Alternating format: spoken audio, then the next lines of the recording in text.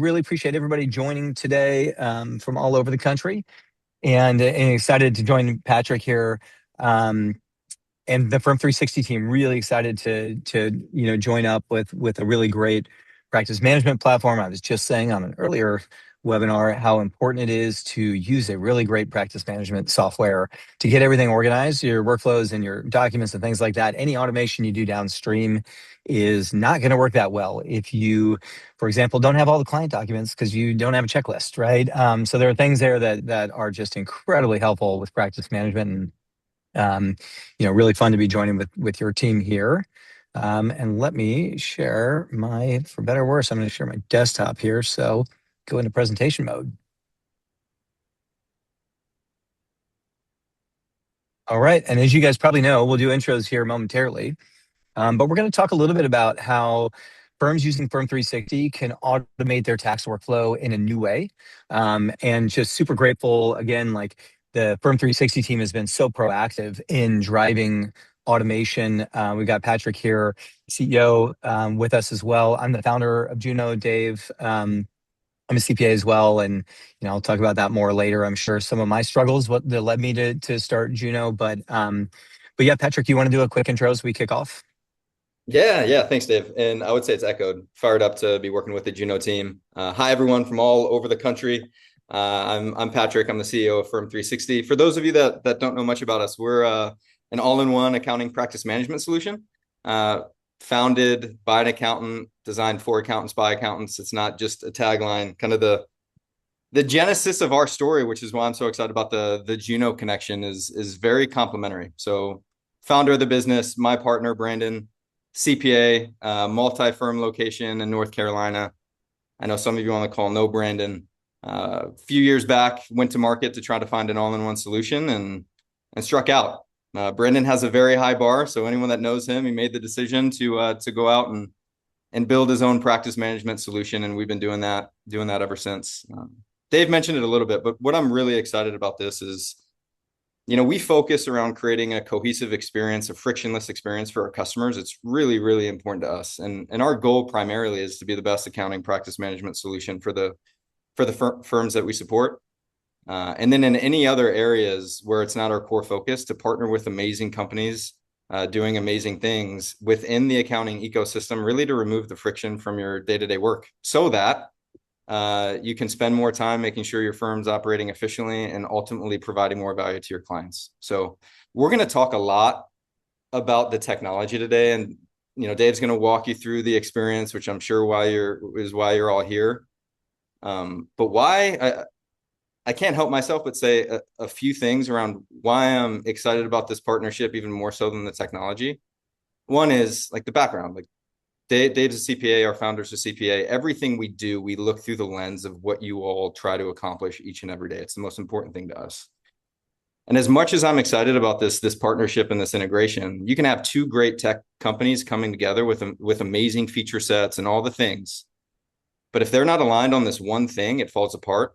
And that one thing is the customer experience. So we're not going to spend a ton of time on that today, but what got me fired up, excited, outside of the technology about this partnership with Firm360 and Juno is not only are we aligned in the sense that we care about the accounting world and that's all we're going to focus on as long as we're around, but we're dialed in as it relates to the experience we're going to create for our customers. You can have the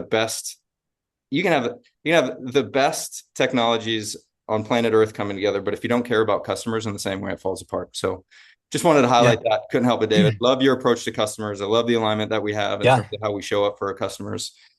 And some may argue that might even be more powerful than the integration. Yeah, and I just would echo that. When I heard on a podcast the other day, a company called Lovable that's been growing like a weed that allows you to build kind of low-code software. This woman said, you're going to have more intimacy with your customers in an AI world where you're automating workflows. And you guys are doing that at the practice management level, both in terms of like intake and delivery and all these different things. And then we do it in the middle. But the thing I want to say for folks here is that, as your workflows are moving into a product, like practice management's been the best example of this for a number of years. And I think tax automation and some of these other things will be similar. like the little features that can take out a step or prevent errors or like, roadblocks or resource constraints, whatever it is, like delegate to the next staff member. They help people know what they should be working on. And it's those little things that start to really matter. And what she said was like, you're going to have a deeper relationship with the companies that do this well. And I think your team obviously emulates this as well. And our team really strides to be like the best experience you've had with a software partner. And I see that in spades with the Firm360 team as well. It's going to matter more in the future, how support works, and how the product is designed, because it's going to be deeper in your workflows as you start to automate more and more things. So that's a perfect, I think, thing to kick off on or off with.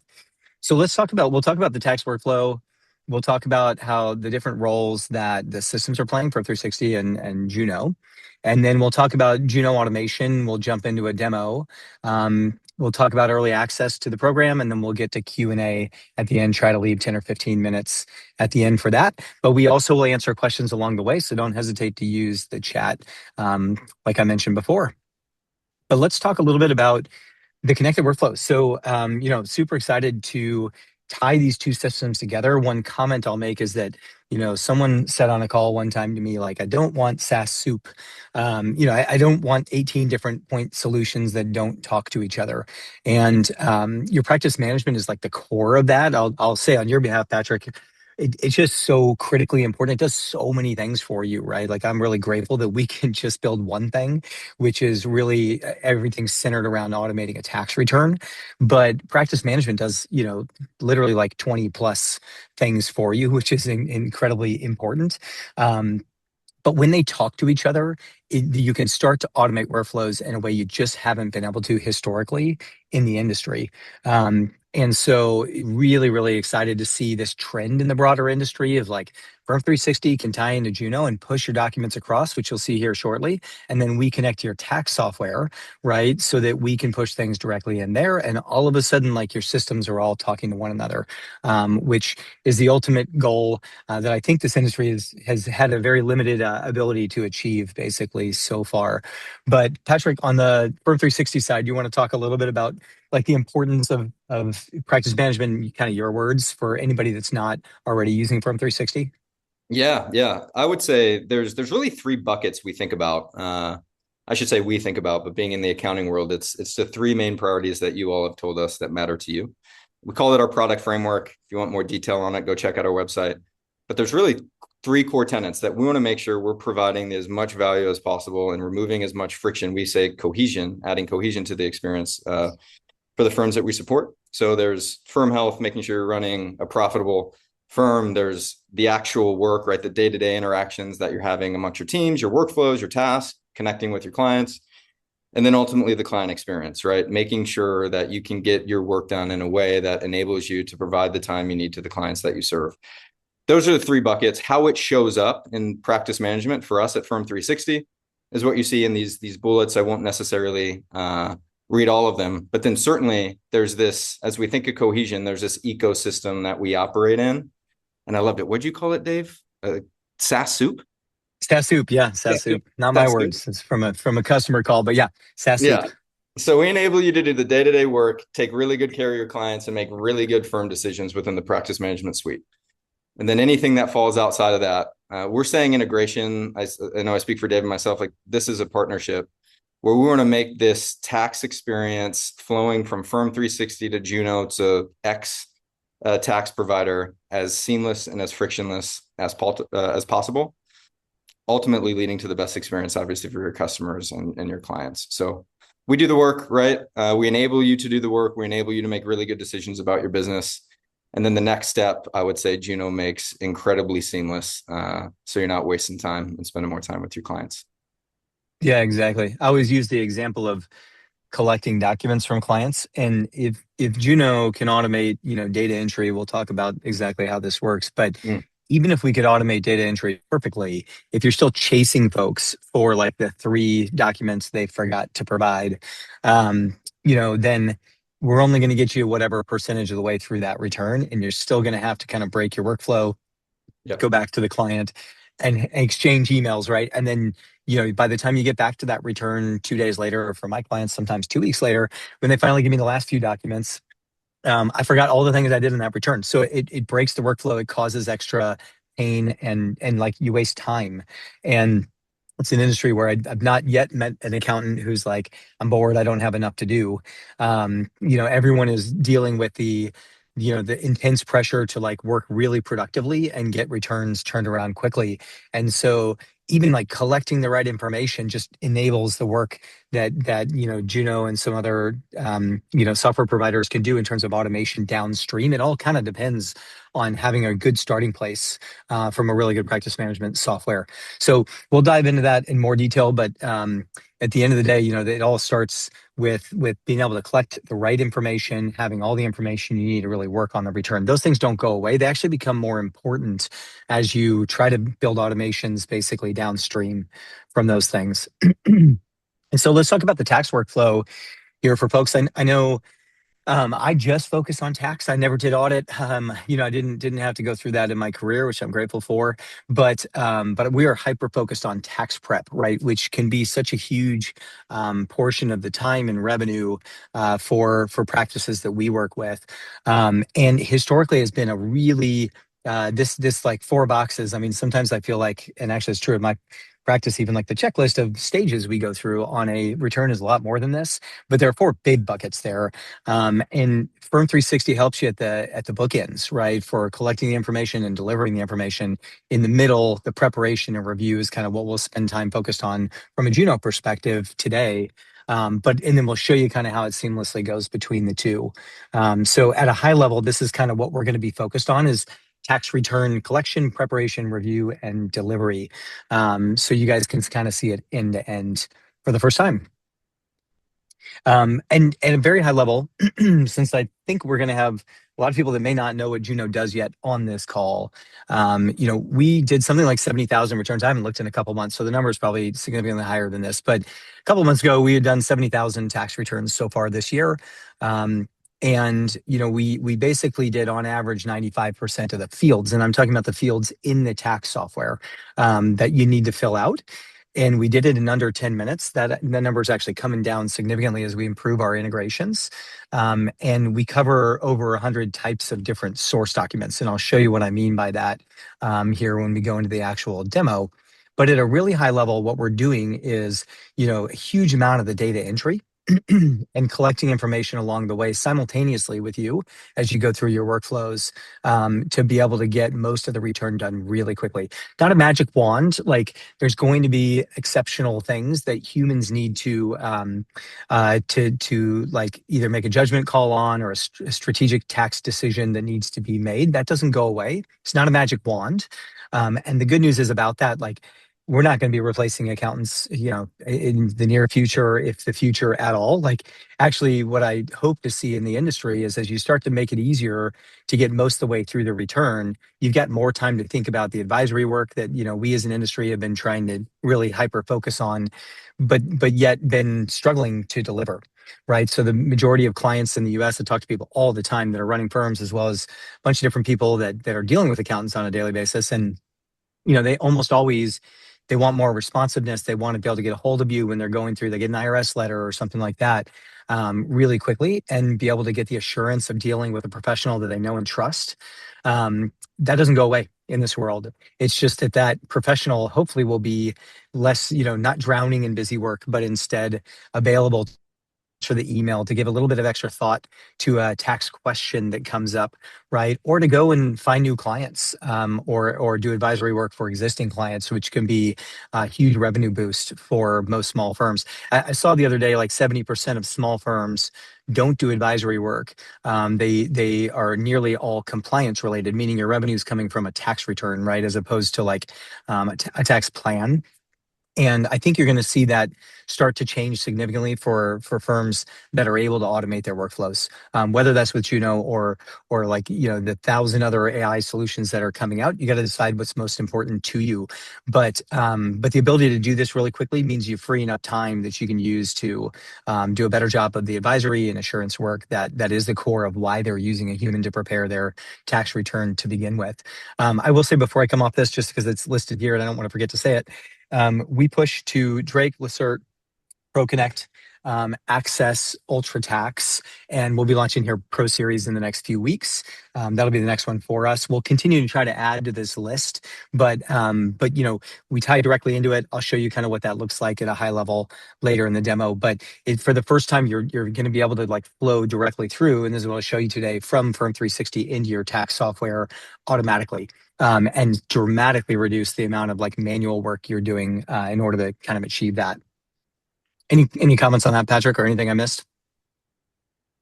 No, I think well said. Like, I just go back to the cohesion piece and the way you framed it at the end, making it as frictionless as possible so you can spend as much time in the areas that you deem relevant and valuable in your business. Like that's really the outcome here. Spending more time where you want to spend it, both for you and everyone else in the firms that you represent. Exactly. Okay. All right, we're going to run in. I'm going to switch screens here, guys. Bear with me for just a moment. And I'm going to start with Firm360 here. So I'm in the client tab in Firm360, and you can see I've just got a demo instance here. So, Daisy Ducky is not a real client of mine, but one that we use for demos. We have like 8,000 versions of Daisy Duck here, or Donald Duck, that we use due to a lack of creativity. We have a lot of accountants on the team, so kind of went with that and stuck with it. But that being said, you're going to start right here. As your firm is collecting documents, like this will fit into your flow when a client completes uploading their documents and you think you're ready. Hopefully they've actually uploaded all of their documents. You're going to jump in here in order to push information into Juno. And what you guys have not seen before is you've got your documents in here. This you probably have seen, but there's going to be a new option here, which is send to Juno, right? And so directly from here, and I'm going to go ahead and do this in real time. When you first set this up, we'll actually set this up for you. You can even do it in trial. It just takes probably 2 or 3 minutes to connect the two systems. The very first time you log in, you're going to connect the systems. It's going to read the client list on both sides. We're going to resolve any like conflicts that we see. Your whole client setup for Juno is actually like just takes a few minutes, and you kind of do it in the onboarding meeting. So there's not a huge you're not sending us Excel sheets to connect them. The same is true on the tax software. So the setup of the entire system is actually like really seamless, which actually is, I don't want to nerd out too much here for just a minute, but like actually a really complex technical problem.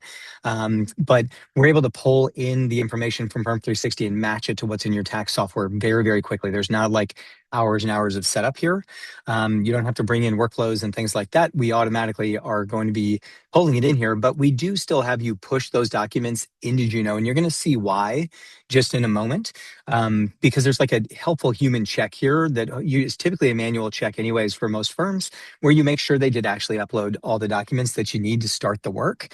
And it should tie into your normal processes right there, where today you're probably downloading these onto a hard drive or moving them over to a document management system, whatever you might be doing. At that point, you've got a person usually touching it.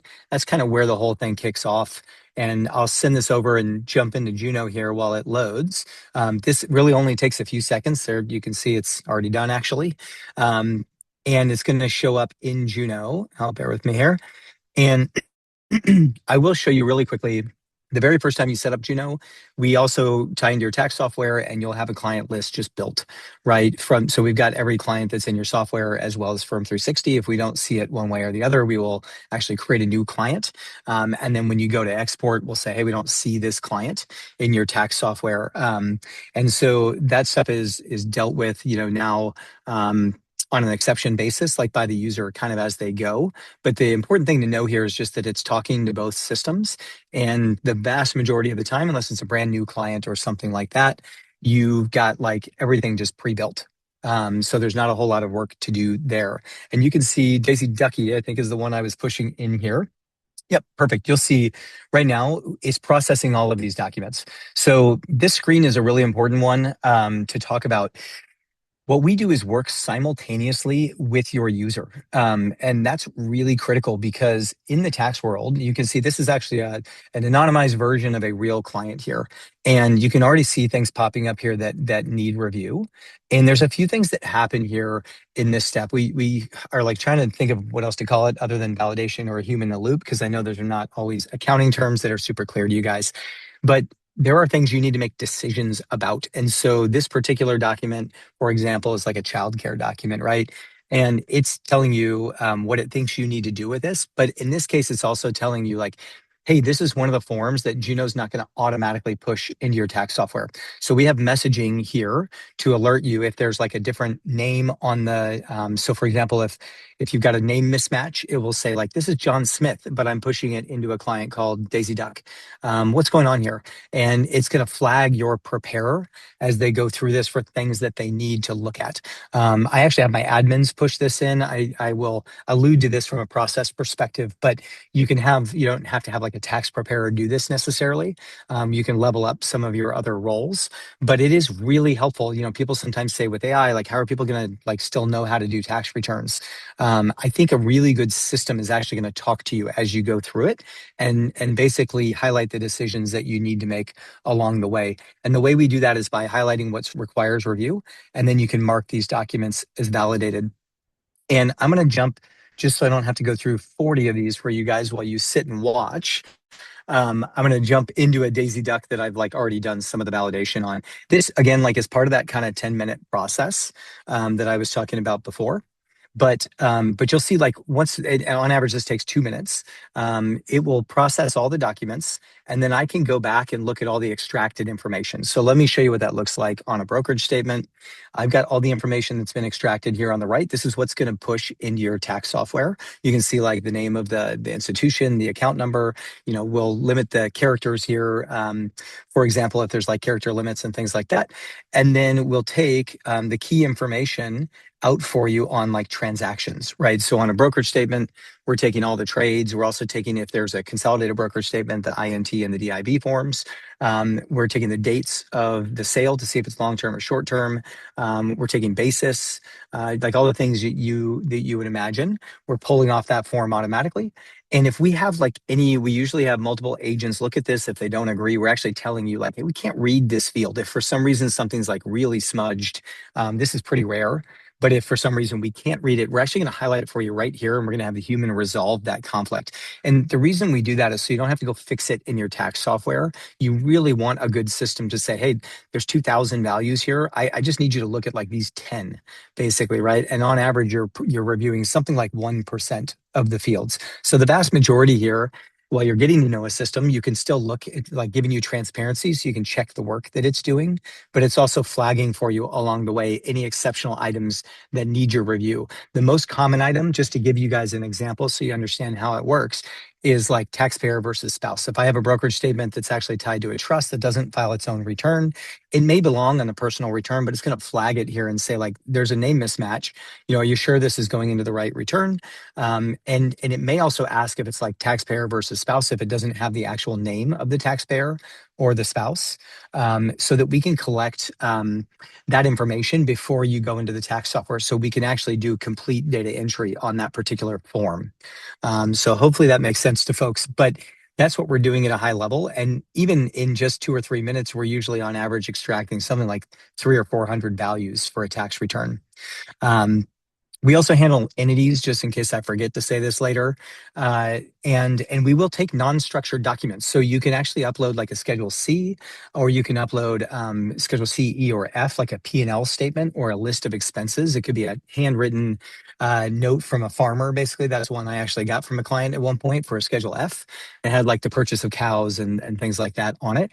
We can process any type of document, but we will let you know in the work paper, which I'll show you here momentarily, what we have exported into your tax software and what work is left to do on the return, right? Because even if we're doing 95%, it's like almost as important to tell you what 5% we did not do as it is to do the 95% with extremely high accuracy. So I'll show you what that looks like here in the binder. We create a binder for you. We also have an Excel work paper that you can download. But in the binder, you'll see if there are remaining review items, like they'll pop up right here at the very top, and it will tell you what's left to do on them. So let me actually see if I can pull on this particular one. Yeah, I've got a W-2 notice actually, and it's like, I'm not doing anything with this. This is not a supported part of this document, but it's still included in your binder just so you know nothing was lost along the way. One comment I'll make here is I actually was just doing a webinar with Stanford Tax this morning, which is a great product that focuses on collection, right, and delivery. The comment that I want to make here is just that your work paper template will actually, or the kind of process you use for work papers or binders, we kind of use both terms interchangeably, as you know, will change a little bit as you start to automate things, right? It's really important to know what the system has done and if there's any recommended next steps. And you can see this little pop up here. I've got this little yellow thing you can barely see.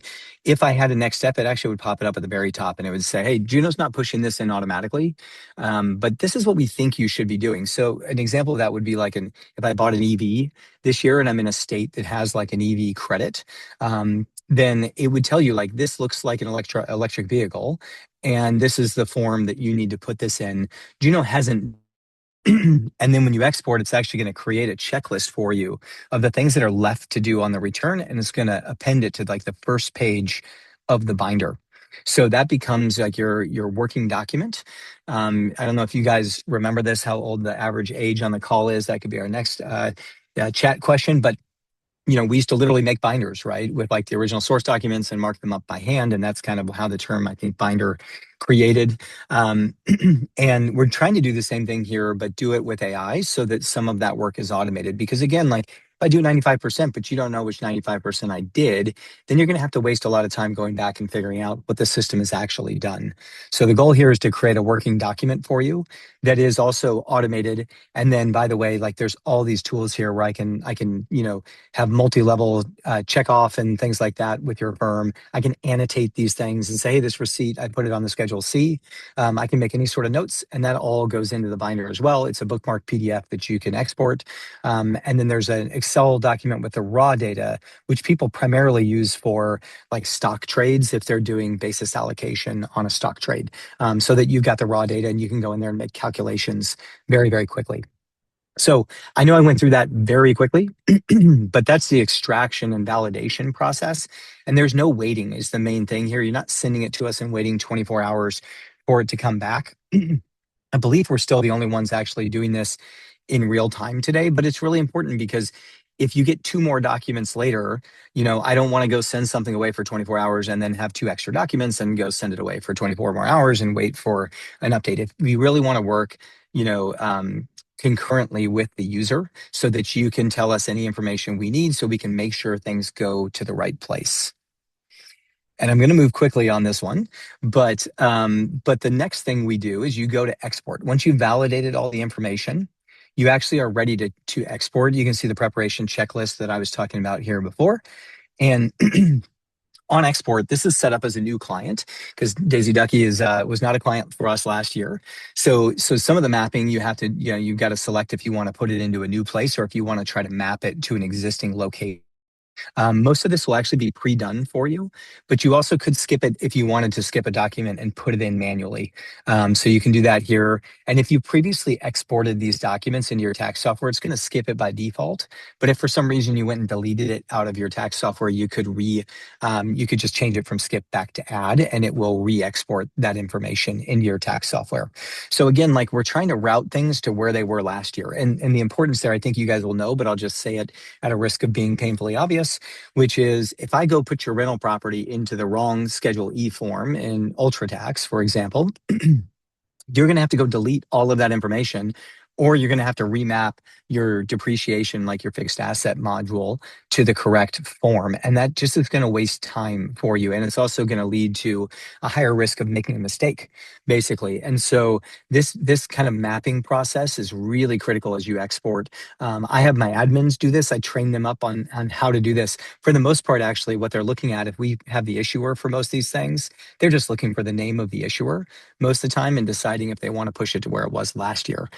So, helpful mapping, but there are times where I get like two Schedule E's and it's like Unit 1A and Unit 1B, and it may not always be obvious where the 1098 needs to go, right, for mortgage interest deductions.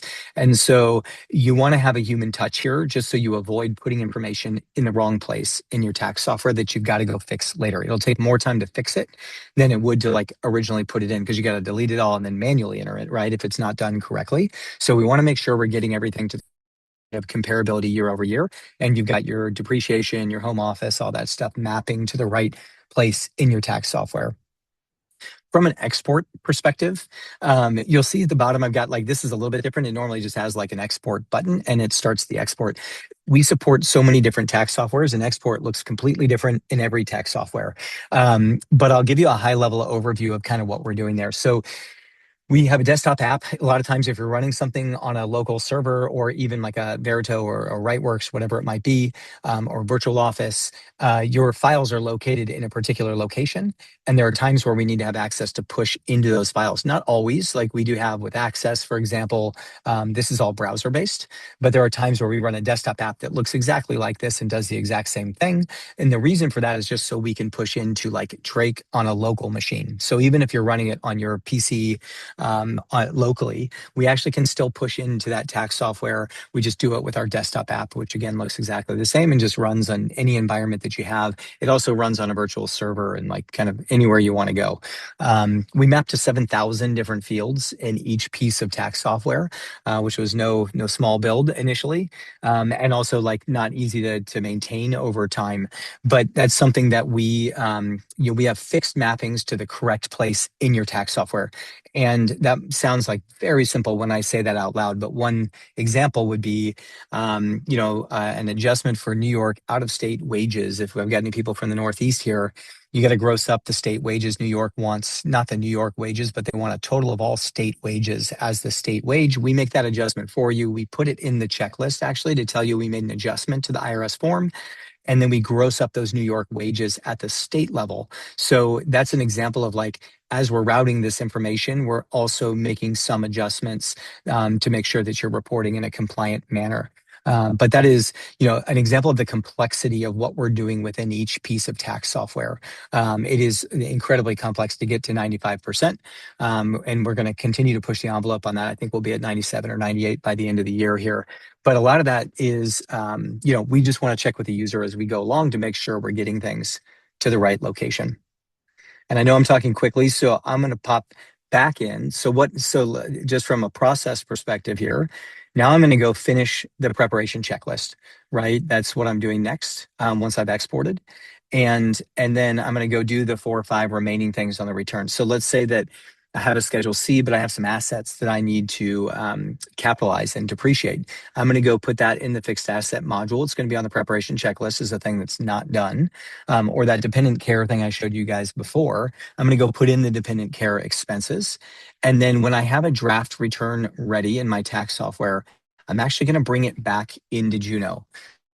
So I'll show you what that looks like here into what we call reviewer. You can actually pull the information back in, and then you can actually review that return in Juno, and it's going to help you do a better job of first review. And I always tell people, at the risk of being painfully obvious here, this is hopefully done by your preparer to do a better job of self-review. Excuse me, I picked the wrong Daisy Duck there. But it allows people to use AI to help them to review the return more effectively. So let me show you. Sorry, I've got like 47,000 in here, but you're going to want to pull in the prior year return, the current year return, and the organizer. Basically, if you haven't already, we'll sense if you have, and then we're going to run reviewer for you. And in review, basically, we go back through the source documents, and we go back through. Sorry, guys, I'm going to have to log out. Bear with me one second. I'm in the wrong instance of this, and I think I actually have it open in a different window. I do. Okay, sorry about that. I forgot I had reviewer queued up in a different window. In reviewer, once you've pulled in those documents, it's going to compare, just like a human does, all the things going into the review. So now I've got all my reviews ready. All right. So I've got a review in progress here for Daisy Duck. And you can see, I'm going to take a minute to walk through this just so you see how important this is for your preparers. So at the top, it's going to make a plan for reviewing the return. Like, what are the key things on this return that are most critical, where you have things you really need to double check, right? It's going to make a checklist for you of what needs to be done in review. Again, super helpful, especially for preparers to do a better job of self-review and make sure they don't miss anything. And they can adjust these things as they go. So they can actually put notes in here for the reviewer. It's going to get tied into the binder, but AI is going to generate the initial list here. And then it's going to do like, 5 other key things that most of you are doing manually right now, but can be done a lot faster with AI. So the first is like the source documents, and it makes sure that it traces them all through the actual 1040 in this case. So it will tell you where these things are showing up on the return and if there's any mismatches. A mismatch doesn't mean there's an error necessarily. Maybe there's been an adjustment of some sort, but my staff can actually go in and make comments on this as well, and they can mark things as reviewed, and they can add notes here if they want to do that. So this is interest coming from a crypto account, right? It might not be on a brokerage statement, but I made an adjustment, and that's why my interest income does not match what's coming in off the 1099 INTs as an example. And again, it's going to add this to your work paper as well as we go along.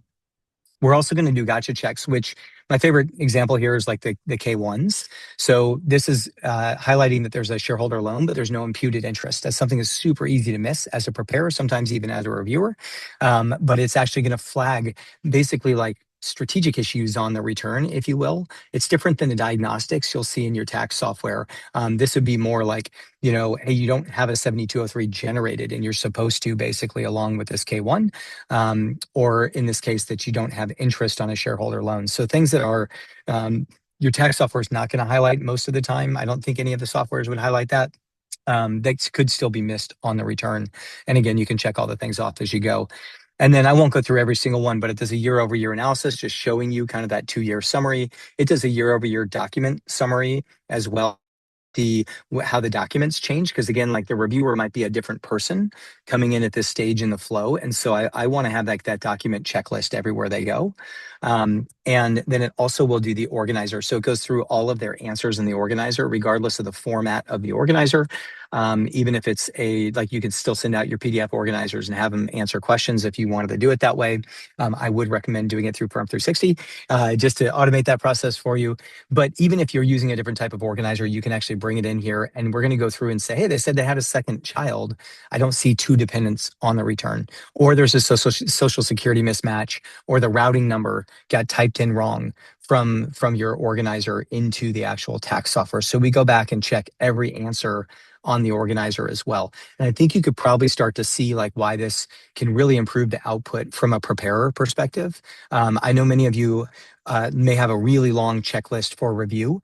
Most of those things are probably included here as well, because I started with the review checklist for my firm, right? And there was a couple hundred things that you had to go through manually. What this system does is check actually like over 1,000 things and just highlight for you the things that are mismatches, right? So it's telling you like what's really left in review. And I don't know about you guys, like our review checklist got so long that people just started checking everything off, right? And then not really going through thoughtfully, but this gives you kind of an AI system to be able to do that process more quickly. So at that point, I've prepared the return. I reviewed the return. This is where for my practice now, I'm going to hand off to an actual second reviewer. It depends on the size of the practice and how you're doing things. But the comment I want to make there is like we update the work paper as well when we do that, so that that second reviewer gets a list of what's already been reviewed, both by AI and then also by the preparer, so that you've got an updated list on what you really need to focus on. So at a high level, like that is both extraction, data input, review, right? And all the way through to your final review, hopefully, for the return. And there's one last little thing I'm just going to show you guys, and then I'll flip back over here to the slides. But once you do that, you also can go into Advisor, which is a chat-based agent, and I can do all sorts of planning here. If I want to do it, I can have it draft a delivery letter for the return. I can have it evaluate like a Schedule C switching to an S Corp. I mean, you can kind of do anything you want with AI. The difference here is that it's got the full context of the return. So it's able to answer things in just, significantly more detail. So I'll pull up like a scenario report here for you. This is like the new tax law and how it's impacting this client. And you can see it's created like an entire report basically for this client. It can go into like any level of detail that you want. You could spend hours in here playing around with this. This is just included in our core package and is a really, really nice tool. I use it all the time for emails. Honestly, like sometimes someone will say, hey, I'm thinking about buying a rental property. What should I be thinking about? Well, that can be like an hour-long answer. If I have to go back and look at the return, if I can jump in really quickly to a tool like Juno that has a context of that client, then it's much easier for me to do technical answers to email much, much faster. And I'll do a more thorough job, to be honest with you. Like my responses have gotten better. And that kind of helps you go into that advisory motion that we talked about before as well. So this is all in there. If you guys go back and try the product later, you can see all of this in trial. And what I'd recommend doing is like running through an actual return so that you can see it from end to end. But that is the quick overview, basically, of how the Juno system is working.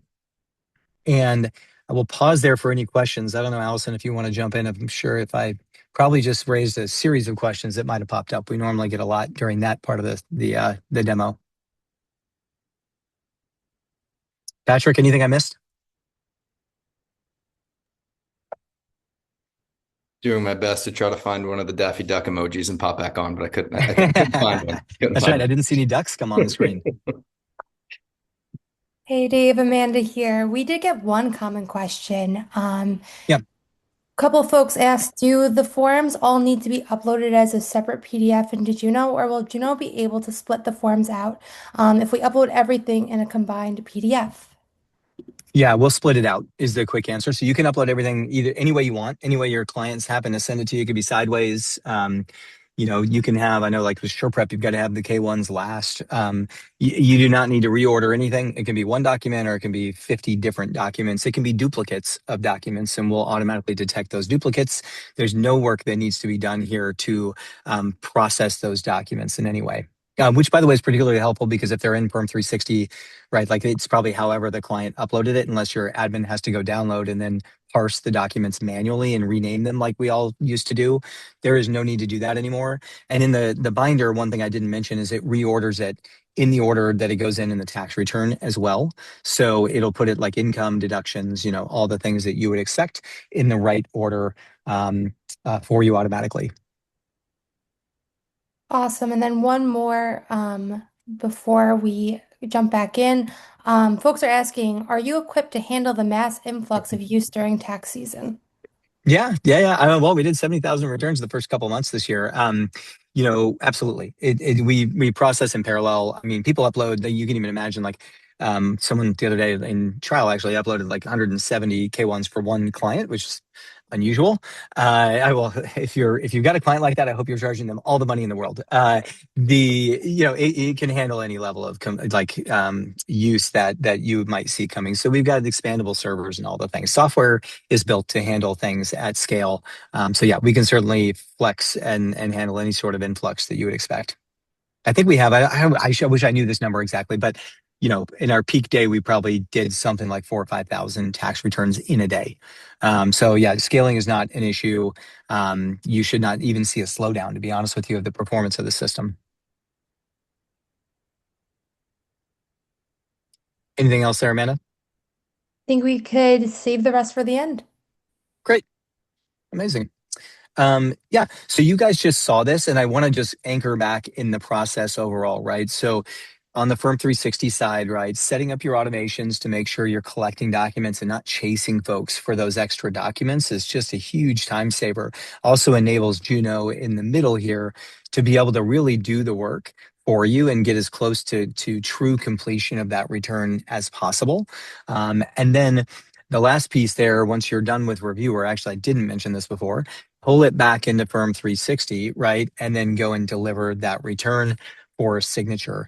So kind of goes back. It's funny how the process like jumps out into Juno, you push into your tax software and then back into Firm360.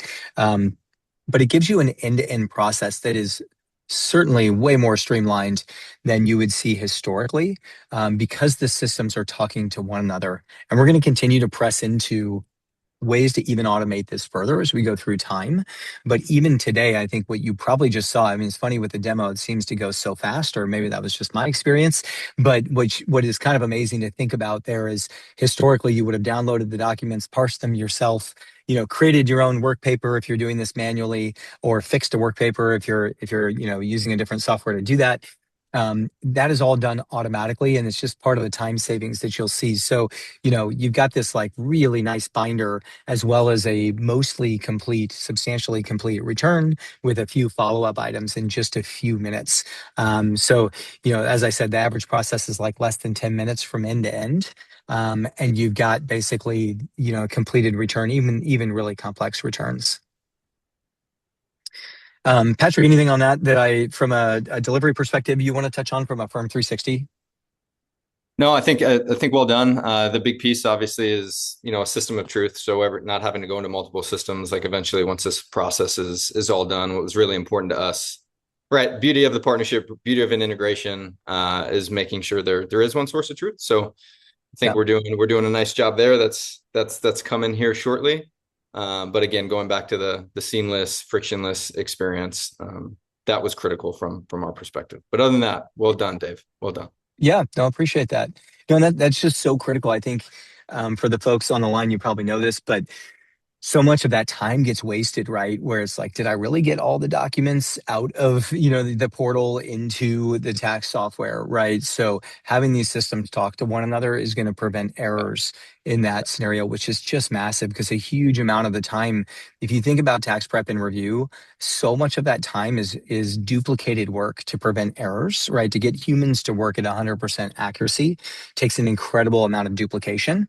And we built an entire industry around that, right? And I've spent like almost most of my career going through the preparer and reviewer, kind of like the way we set up multiple people to look at one problem to make sure you get basically 0% error.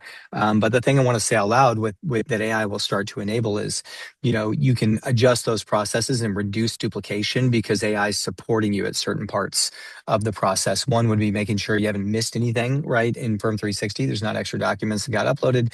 Another would be checklists, right? To make sure it's really obvious and you can email up someone if you're missing documents, things like that, to reduce the amount of back and forth. But reducing the duplication of work is a really substantial improvement in our current processes because our processes are meant to be either 2 or 3 checks basically on every piece of information that comes in, and that's part of why it takes so long to do a tax return.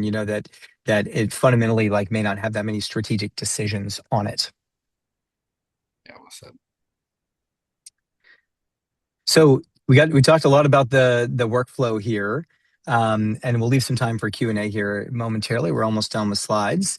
We're going to have an early access pilot, so you can reach out to your contact at either team, or you can go to juno.tax if you want to connect with us on this if you haven't already connected with the Juno team, and we can get you in for early access on this, so you can actually see it. The goal here is to be able to see it even in trial, be able to export documents so that you guys can do it. I will say, like, it will look just like what I just did, but with your clients.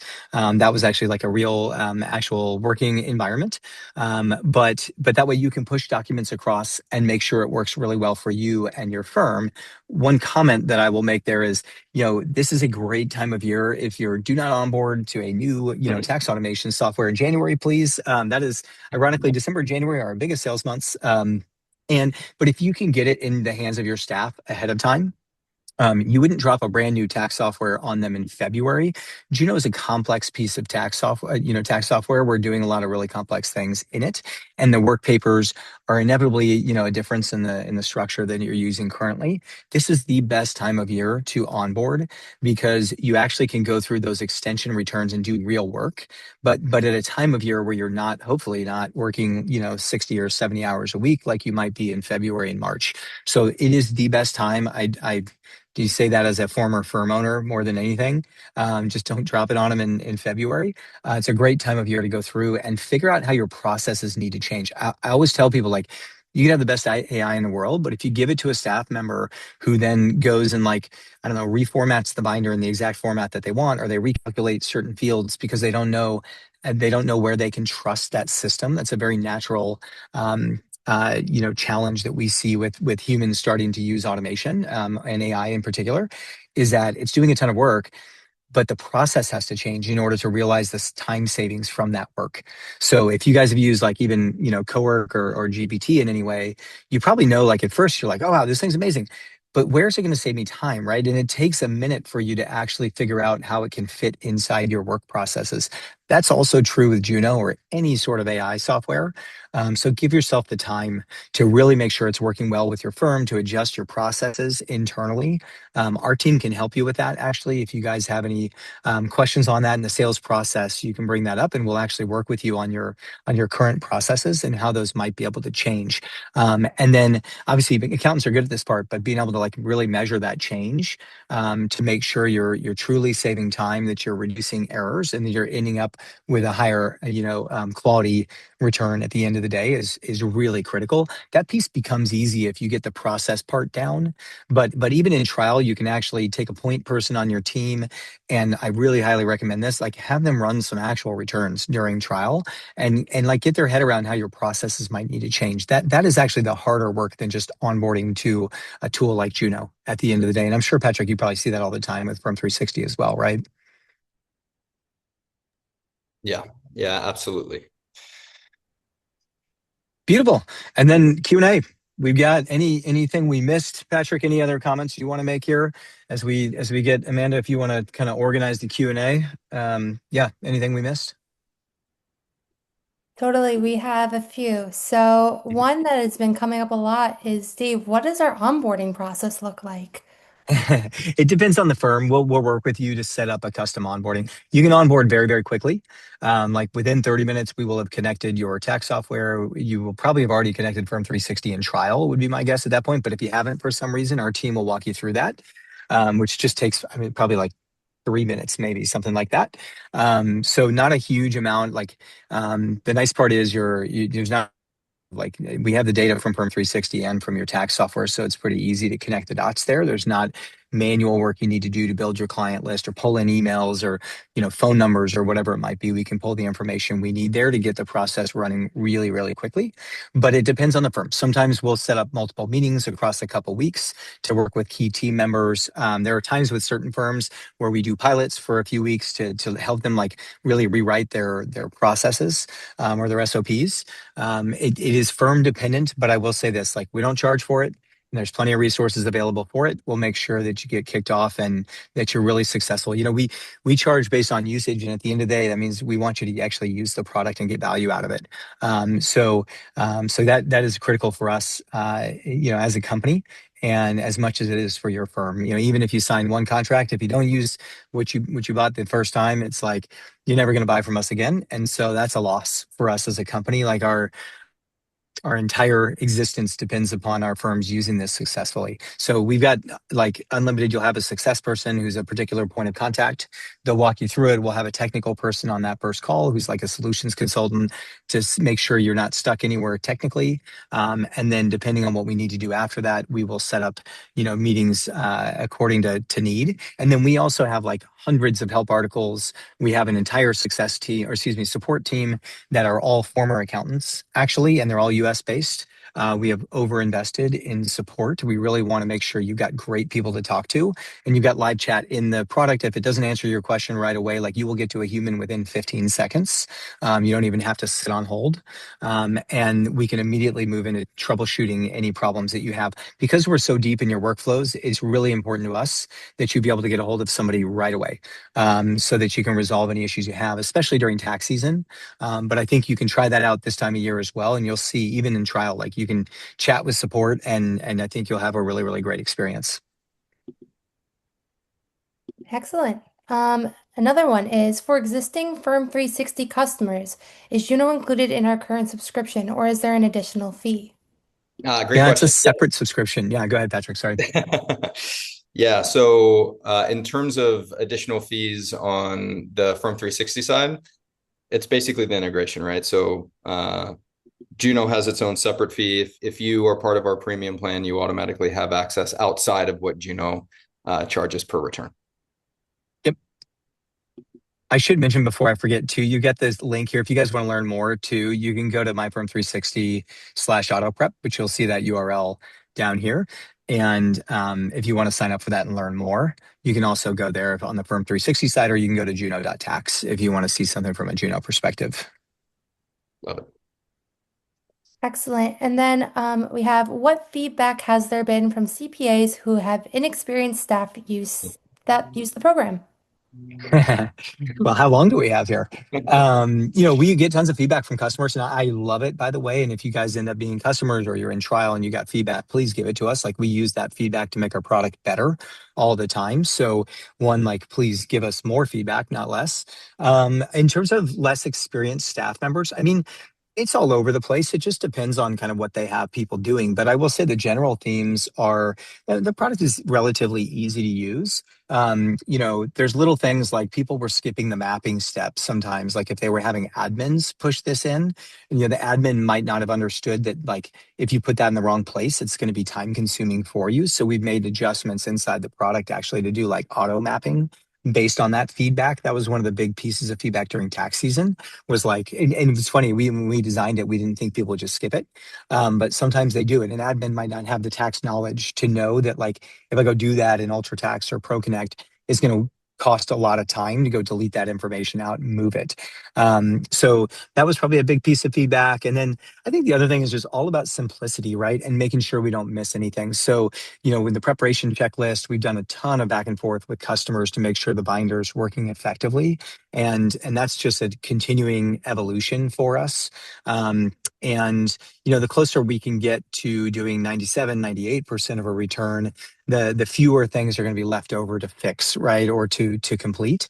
So a lot of the feedback has been around, like, okay, if on this recommendation, like, if you could just tell the preparer what they need to do exactly, then it would be easier for them, because sometimes they'll come back to their manager or their partner to go back and answer questions if they get stuck. So I think it's been a lot around usability of the product, where we've done little things in the UI or little things in the binder to just improve the usability, make it simpler for, even an admin or a junior level tax preparer to be able to do that work. But in general, I would say, like, entry level people should be able to use this tool very, very effectively. That's what we're designing for.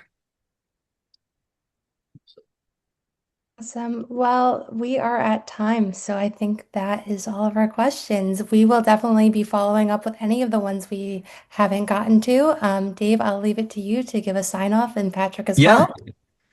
Patrick, thank you for joining. And just so excited again to work with this team. I think we've got folks from both camps on the call, and I think this is going to be great for firms. We're pressing to make the best software we possibly can, and so's the Firm360 team, and I can see that clearly. And I think I hope folks feel like they can get a hold of us and they can have a voice in our product roadmap as we go forward. So don't hesitate if you guys end up working, like, reach out and give us more feedback, right? It just helps us improve the product and know where to focus. Patrick, anything you want to say in closing?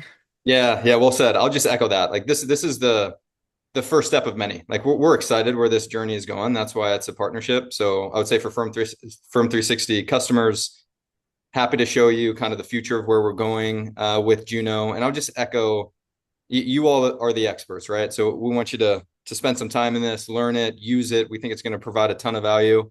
We're not going to bat 1,000. We want all the feedback we can get to make this as valuable as possible for y'all. So appreciate the hour. I know everyone's busy, but hopefully by the end of this, you're as excited as we are about this partnership. I love it. All right, guys, appreciate it. Patrick, thank you for the time. And everybody, if you've got other questions, just hit the teams up. More than happy to answer those as we go along. And thank you again for the time, as Patrick said.